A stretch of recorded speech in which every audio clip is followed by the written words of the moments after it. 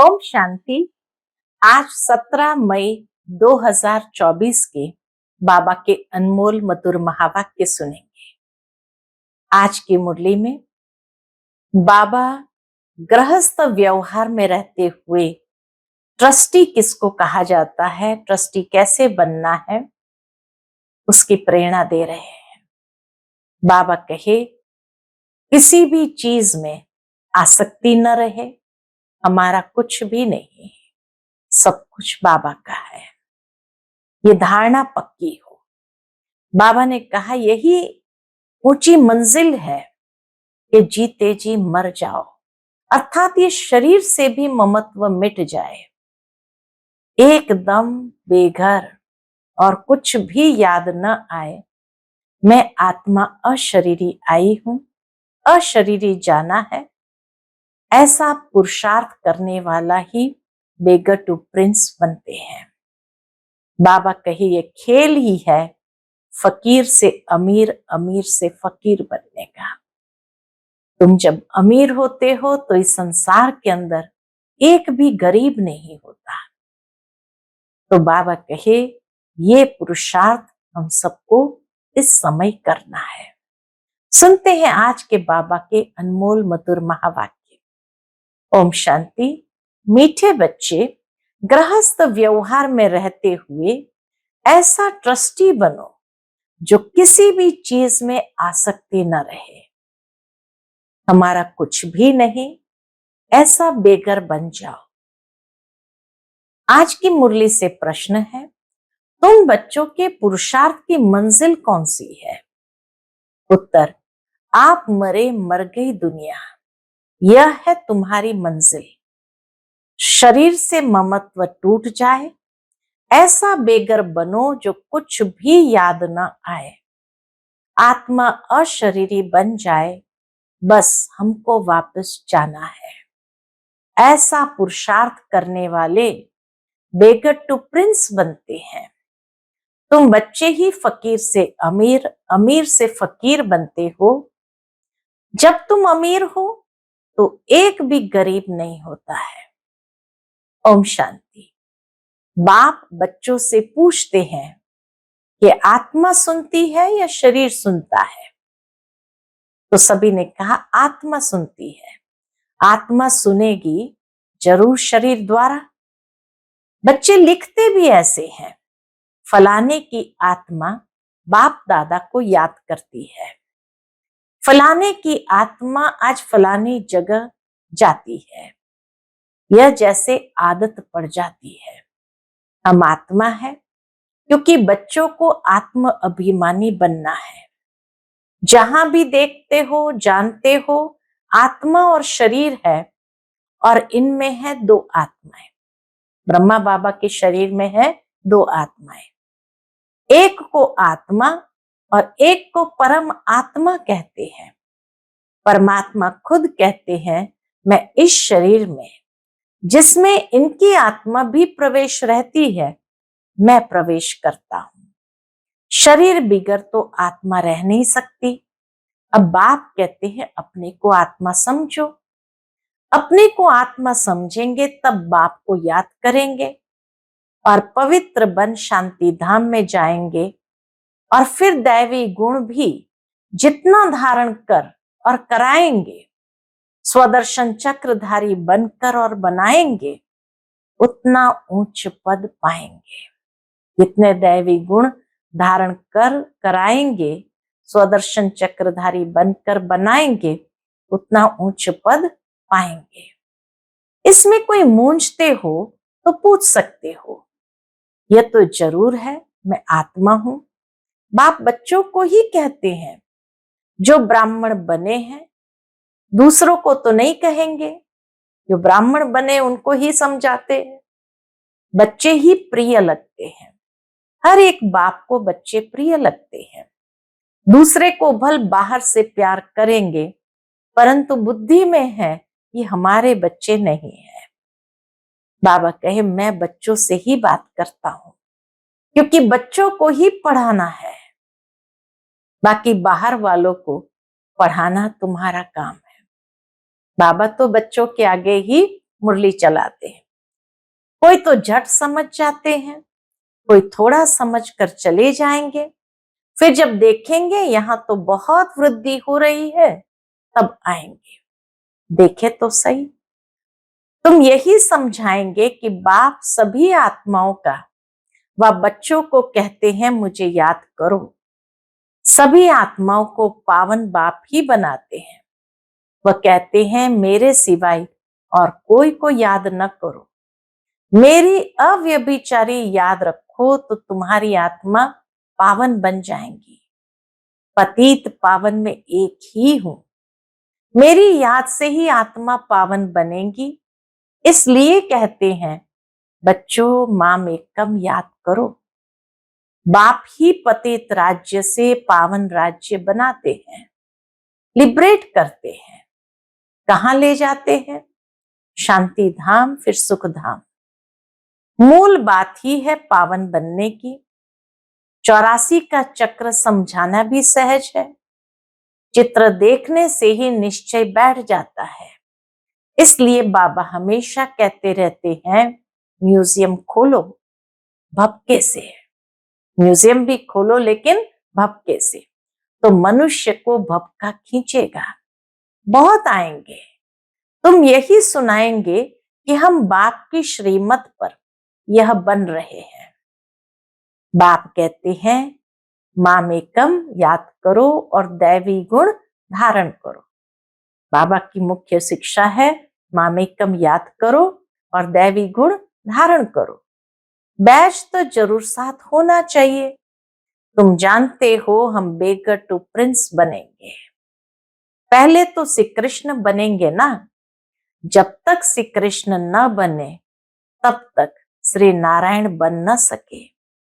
बच्चे से बड़ा हो तब नारायण नाम मिले।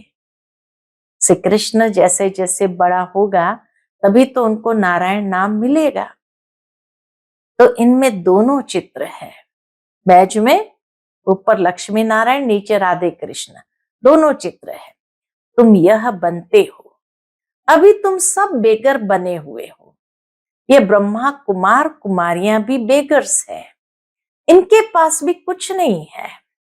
बेगर अर्थात जिनके पास कुछ भी न हो। कोई कोई को हम बेगर नहीं कहेंगे। ये बाबा तो है सबसे बड़ा बेगर। इसमें पूरा बेगर बनना होता है। गृहस्थ व्यवहार में रहते आसक्ति तोड़नी होती है। तुमने ड्रामा अनुसार आसक्ति तोड़ दी है। निश्चय बुद्धि ही जानते हैं हमारा जो कुछ है वह बाबा को दे दिया। कहते भी है ना, हे भगवान आपने जो कुछ दिया वह आपका ही है, हमारा नहीं है। वह तो होता है भक्ति मार्ग। उस समय तो बाबा दूर था, अब बाबा बहुत नजदीक है। सामने उनका बनना होता है, बाबा का बनना होता है। तुम कहते हो बाबा, बाबा के शरीर को नहीं देखना है। बुद्धि चली जाती है ऊपर। भले ये लोन लिया हुआ शरीर है, परंतु तुम्हारी बुद्धि में है हम शिव बाबा से बात करते हैं। यह तो किराए पर लिया हुआ रथ है, उनका थोड़ी है। यह तो जरूर है जितना बड़ा आदमी होगा तो किराया भी बहुत मिलेगा। मकान मालिक देखेगा, राजा मकान लेता है तो 1000 किराए का 4000 बोल देगा। कोई बड़ा आदमी मकान लेगा तो 1000 का 4000 बोल देगा, क्योंकि समझते हैं ये तो धनवान है। राजे लोग कभी भी बोलेंगे नहीं कि यह तो जास्ती लेते हैं, नहीं, वो अपनी रॉयल्टी में रहते हैं। उन्हों को पैसे आदि की परवाह ही नहीं रहती है। राजाओं को पैसे आदि की परवाह ही नहीं रहती है। वह खुद कोई से बात नहीं करते। जैसे नेपाल का राजा महाराजा था तो खुद किसी से बात नहीं करता, उनका सेक्रेटरी बात करते हैं। बाबा भी कहे प्राइवेट सेक्रेटरी ही बात करते हैं। आजकल तो रिश्वत बिगर काम नहीं चलता है। बाबा तो बहुत अनुभवी है, वो लोग बड़े रॉयल होते हैं, चीज पसंद की बस। फिर सेक्रेटरी को कहेंगे इनसे फैसला कर ले लो। चीज पसंद की बस। फिर सेक्रेटरी को कहेंगे इनसे फैसला कर ले आओ। ऐसे माल खोल कर रखेंगे। महाराजा महारानी दोनों आएंगे, जो चीज पसंद होंगी उन पर सिर्फ आंख से इशारा करेंगे। ब्रह्मा बाबा अपना अनुभव सुनाते थे कि जब राजा महाराजाओं के पास जाते थे हीरे जवाहरत का एक एक चीज लेकर के, तो सारा माल खोल करके बाबा रख देता था। फिर राजा रानी जब पसंद करते थे तो बस आंख के इशारे से वो सेक्रेटरी को कह देते थे इसका फैसला कर लो। वो खुद बात नहीं करते, भाव तोल नहीं करते थे। तो बाबा कहे सेक्रेटरी बात कर, बीच में अपना हिस्सा निकाल लेता। सेक्रेटरी भी बड़े होशियार होते, बीच में अपना हिस्सा निकाल लेते हैं। कोई कोई राजाएं साथ में पैसे ले आते हैं, सेक्रेटरी को कहेंगे इनको पैसा दे दो, सामने सामने दिला देते थे। बात बात तो सबके कनेक्शन में आए हैं, जानते हैं कैसे कैसे उन्हों की एक्ट चलती है। जैसे राजाओं के पास खजांची रहते हैं, वैसे यहाँ भी शिव बाबा का खजांची है। ये तो ट्रस्टी है, बाबा का इनमें कोई मोह नहीं है। बाबा के पास भी सारा हिसाब किताब उस समय संभालने वाले हमारे प्यारे ईशु दादी जी थे। तो बाबा का इनमें मोह नहीं है, इसने अपने पैसे में ही मोह नहीं रखा, सब कुछ शिव बाबा को दे दिया, तो फिर शिव बाबा के धन में मोह कैसे रखेंगे। ब्रह्मा बाबा ने अपना ही सब कुछ दे दिया, तो फिर शिव बाबा के प्रति जो देते हैं उसमें मोह कैसे रखेंगे। ये ट्रस्टी है, जिनके पास धन रहता है। आजकल तो गवर्नमेंट कितना जांच करती है, विलायत से आते हैं तो एकदम अच्छी रीति जांच करते हैं। अब तुम बच्चे जानते हो कैसे बेगर बनना है, कुछ भी याद न आए, आत्मा अशरीरी बन जाए, इस शरीर को भी अपना न समझे, हमारा कुछ भी न रहे। बाप समझाते हैं अपने को आत्मा समझो, अभी तुमको वापस जाना है, तुम जानते हो बेगर कैसे बनना होता है। शरीर से भी ममत्व टूट जाए, आप मुए मर गई दुनिया, ये मंजिल है। समझते हो बाबा ठीक कहते हैं, अब हमको वापस जाना है। शिव बाबा को तुम जो कुछ भी देते हो उसका फिर रिटर्न में दूसरे जन्म में मिल जाता है। इसलिए कहते हैं ये सब कुछ ईश्वर ने ही दिया है। आगे जन्म में ऐसा अच्छा कर्म किया है जिसका फल मिला है। शिव बाबा रखता किसका भी नहीं है। बड़े बड़े राजाएं जमींदार आदि होते हैं तो उनको नजराना भी देते हैं, फिर कोई नजराना लेते कोई नहीं लेते। वहां तो तुम कुछ भी दान पुण्य नहीं करते हो, स्वर्ग में कुछ भी दान पुण्य नहीं करते हो, क्योंकि वहां तो सबके पास पैसे बहुत है। दान किसको करेंगे, गरीब तो वहां होते नहीं। तुम ही फकीर से अमीर और अमीर से फकीर बनते हो। कहते हैं ना इनको तंदुरुस्ती बख्शो। भगवान को प्रार्थना करते हैं तो कहते हैं इनको तंदुरुस्ती बख्शो, कृपा करो, यह करो। आगे शुरू में भी शिव बाबा से ही मांगते थे, फिर व्यभिचारी बन गए। द्वापर युग में शिव बाबा की जब पूजा आरंभ की तो सब कुछ शिव बाबा से ही मांगते थे। फिर व्यभिचारी बन गए तो सबके आगे जाते रहते हैं, कहते झोली भर दो। कितने पत्थर बुद्धि है, कहते भी है पत्थर बुद्धि से पारस बुद्धि बनाते हैं। तो तुम बच्चों को खुशी बहुत रहनी चाहिए। गायन भी है, अतीन्द्रिय सुख पूछना हो तो गोपी वल्लभ के गोप गोपियों से पूछो, इसको बहुत फायदा होता है तो बहुत खुशी होती है। तो तुम बच्चों को भी बहुत खुशी रहनी चाहिए। तुमको 100% खुशी थी, फिर घटती गई, अब तो कुछ भी नहीं है। पहले थी बेहद की बादशाही, फिर होती है हद की राजाई, अल्पकाल के लिए। अब बिरला के पास कितनी ढेर मिल्कियत है, मंदिर बनाते हैं, उससे कुछ भी नहीं मिलता। गरीबों को थोड़ी कुछ देते हैं। मंदिर बनाया जहां मनुष्य आकर माथा टेकेंगे। हाँ, गरीब को दान में देते हैं तो उसका रिटर्न भी मिल सकता है। धर्मशाला बनाते हैं तो बहुत मनुष्य जाकर वहां विश्राम पाते हैं, तो दूसरे जन्म में अल्पकाल के लिए सुख मिल जाता है। कोई हॉस्पिटल बनाता है तो भी अल्पकाल के लिए सुख मिलता है, एक जन्म के लिए। तो बेहद का बाप बच्चों को बैठ समझाते हैं, इस पुरुषोत्तम संगम युग की बहुत महिमा है, तुम्हारी भी बहुत महिमा है। जो तुम पुरुषोत्तम बनते हो, इस समय जो पुरुषोत्तम बनते हैं उनकी बहुत महिमा है। तुम ब्राह्मणों को ही भगवान आकर पढ़ाते हैं, वही ज्ञान का सागर है। इस सारे मनुष्य सृष्टि रूपी वृक्ष का बीज रूप है। सारे ड्रामा के आदि मध्य अंत का राज समझाते हैं। तुमसे पूछेंगे क्या तुमको पढ़ाते हैं? कोई आकर पूछते हैं क्या तुमको पढ़ाते हैं परमात्मा? बोलो, क्या यह भूल गए हो? गीता में भगवान वाच है ना, मैं तुमको राजाओं का राजा बनाता हूं। इसका अर्थ तुम अभी समझते हो। पतित राजाएं पावन राजाओं की पूजा करते हैं, इसलिए बाप कहते हैं तुमको राजाओं का राजा बनाता हूं। यह लक्ष्मी नारायण स्वर्ग के मालिक थे ना, स्वर्ग के देवताओं को द्वापर कलयुग में सब नमन पूजन करते हैं। इन बातों को अभी तुम समझते हो।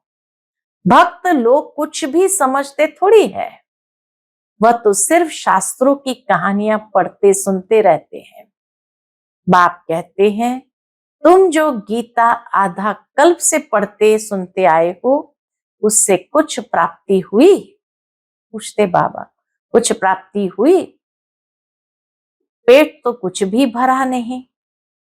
अभी तुम्हारा पेट भर रहा है भाना, अभी तुम संतुष्ट होते जा रहे हैं, भरपूर अंदर में महसूस कर रहे हो, तो पेट भरा है।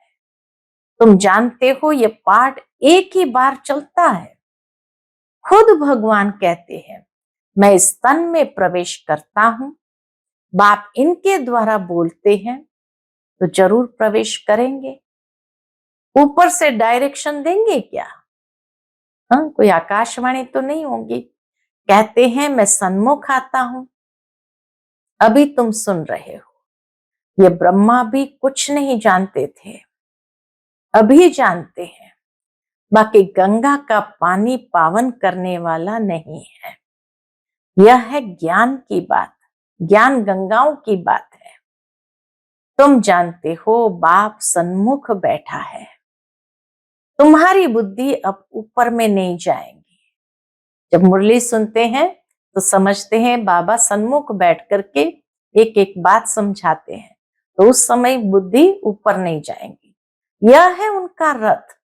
इनको बाबा बूट भी कहते हैं, लॉन्ग बूट भी कहते हैं, तो और क्या कहते हैं? डिब्बी भी कहते हैं। ब्रह्मा बाबा जैसे सोने की डिब्बी है, उसमें शिव बाबा हीरा बैठा है, तो बाबा इनको बूट भी कहते हैं, डिब्बी भी कहते हैं। इस डिब्बी में वह हीरा है, शिव बाबा हीरा बैठा है। कितनी फर्स्ट क्लास चीज है, इनको तो रखना चाहिए सोने की डिब्बी में। शिव बाबा इतना फर्स्ट क्लास है जो कहे इनको तो रखना चाहिए सोने की डिब्बी में। गोल्डन एजेड डिब्बी बनाते हैं। बाबा कहते हैं ना, धोबी के घर से गई छू। कोई भी बला होती है तो कहते हैं धोबी के घर से गई छू। इनको कहते हैं छू मंत्र। छू मंत्र से सेकंड में जीवन मुक्ति, इसलिए इनको जादूगर भी कहते हैं। सेकंड में निश्चय हो जाता है हम यह बनेंगे। ये बातें अभी तुम प्रैक्टिकल में सुनते हो। पहले जब सत्यनारायण की कथा सुनते थे तो ये समझते थे क्या? उस समय तो कथा सुनते समय विलायत, स्टीमर आदि याद रहता है। जब कथा सुनते हैं तो उस समय याद क्या आता है? सत्यनारायण की कथा सुनाते हैं तो उस समय लीलावती, कलावती, उनके पति स्टीमर में गए, ये हुआ वो हुआ, तो सारी वो बातें सामने दृश्य के रूप में इमर्ज होती है। सत्यनारायण की कथा सुनकर फिर मुसाफरी पर जाते थे, वह तो फिर लौट आते थे। बाप तो कहते तुमको फिर इस छीछी दुनिया में लौटना नहीं है। भारत अमर लोक, स्वर्ग, देवी देवताओं का राज्य था। ये लक्ष्मी नारायण विश्व के मालिक है ना, इनके राज्य में पवित्रता, सुख, शांति थी। दुनिया भी ये मांगती है। क्या मांगती है? विश्व में शांति हो, सब मिलकर एक हो जाए। अब इतने सब धर्म मिलकर एक कैसे होंगे? हर एक का धर्म अलग, फीचर्स अलग अलग, सब एक कैसे होंगे? वह तो है ही शांति धाम, सुख धाम। वहां एक धर्म, एक राज्य होता है सुखधाम में, दूसरा कोई धर्म ही नहीं। जो ताली बजे उसको विश्व में शांति कहा जाता है। जब एक धर्म, एक राज्य है तो विश्व में शांति कहा जाता है। अभी तुम बच्चों को बाप पढ़ा रहे हैं, यह भी जानते हो सब बच्चे एक रस नहीं पढ़ते हैं, नंबरवार तो होते ही है। यह भी राजधानी स्थापन हो रही है। बच्चों को कितना समझदार बनाया जाता है। यह है ईश्वरीय यूनिवर्सिटी। भक्त लोग समझते नहीं, अनेक बार सुना भी है। भगवान वाच, क्योंकि गीता ही भारतवासियों का धर्म शास्त्र है। गीता की तो अपरंपार महिमा है। सर्वशास्त्रमय शिरोमणि भगवत गीता है। शिरोमणि अर्थात श्रेष्ठ ते श्रेष्ठ, पतित पावन सदगति दाता है ही एक भगवान, जो सभी आत्माओं का बाप है। भारतवासी अर्थ को समझते नहीं है, बेसमझे से सिर्फ कह देते हैं सब भाई भाई है। अभी तुमको बाप ने समझाया है, हम भाई भाई है, हम शांति धाम के रहने वाले हैं।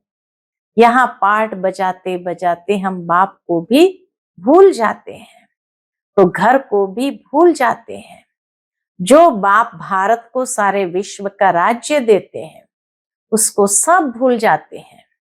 ये सब राज बाप ही समझाते हैं। बाबा ही आकर हम बच्चों को कितनी बातें समझा करके समझदार बनाते हैं। अच्छा, मीठे मीठे सिकिलते बच्चों प्रति माता पिता बाप दादा का याद प्यार और गुड मॉर्निंग। रूहानी बाप की रूहानी बच्चों को नमस्ते। हम सभी रूहानी बच्चों की रूहानी माता पिता बाप दादा को याद प्यार, गुड मॉर्निंग और नमस्ते नमस्ते। शुक्रिया बाबा, शुक्रिया। आज की मुरली से धारणा के लिए मुख्य सार है। पहली पॉइंट, अतीन्द्रिय सुख का अनुभव करने के लिए स्मृति रहे कि यही पुरुषोत्तम संगम युग है, जबकि हमें भगवान पढ़ाते हैं जिससे हम राजाओं का राजा बनेंगे। अभी ही हमें ड्रामा के आदि मध्य अंत का ज्ञान है। दूसरी पॉइंट, अब वापस घर जाना है, इसलिए शरीर में भी पूरा बेगर बनना है। इसे भूल अपने को अशरीरी आत्मा समझना है। आज का बाप दादा का मधुर वरदान हम बच्चों के प्रति है, सदा संतुष्ट रहे। अपनी दृष्टि, वृत्ति, कृति द्वारा संतुष्टता की अनुभूति कराने वाले संतुष्ट मणि भव। सदा संतुष्ट रहे, अपनी दृष्टि, वृत्ति, कृति द्वारा संतुष्टता की अनुभूति कराने वाले संतुष्ट मणि भव। ब्राह्मण कुल में विशेष आत्माएं वो है कौन? जो सदा संतुष्टता की विशेषता द्वारा स्वयं भी संतुष्ट रहती है और अपनी दृष्टि, वृत्ति और कृति द्वारा औरों को भी संतुष्टता की अनुभूति कराती है। वही संतुष्ट मणियां है जो सदा संकल्प, बोल, संगठन के संबंध, संपर्क व कर्म में बाप दादा द्वारा अपने ऊपर संतुष्टता के गोल्डन पुष्पों की वर्षा अनुभव करती है। ऐसी संतुष्ट मणियां ही बाप दादा के गले का हार बनती है, राज्य अधिकारी बनती है और भक्तों के सिमरण की माला बनती है। आज का स्लोगन है, नेगेटिव और वेस्ट को समाप्त कर मेहनत मुक्त बनो। नेगेटिव और वेस्ट को समाप्त कर मेहनत मुक्त बनो। जितना व्यक्ति नेगेटिव सोचता है, वेस्ट सोचता है, नेचुरल है उतनी एनर्जी उसमें भी तो लगती है और इतनी एनर्जी आत्मा में से क्षीण होती है तो फिर मेहनत लगती है पुरुषार्थ में। इसलिए बाबा कहते हैं नेगेटिव और वेस्ट को समाप्त करो तो मेहनत से मुक्त हो जाएंगे। ओम शांति।